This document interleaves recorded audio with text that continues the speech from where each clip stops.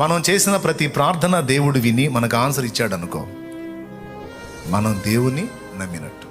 మన నమ్మకం, మన విశ్వాసం కార్యసిద్ధి కలిగించి మనకు అడిగిన వాటన్నిటికీ జవాబులు వచ్చినాయి.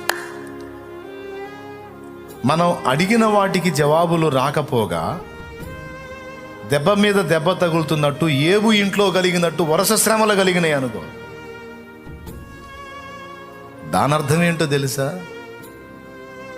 నువ్వు దేవుణ్ణి నమ్మలేదని కాదు, నువ్వు నమ్మావు. అయినా శ్రమలు వస్తున్నాయి, అయినా ఇబ్బందులు వస్తున్నాయి, అయినా దెబ్బ మీద దెబ్బ తగులుతుంది. ఎందుకని? నేను దేవుణ్ణి నమ్మక ఎట్లా వస్తుంది అంటే, లేదు నమ్మావు.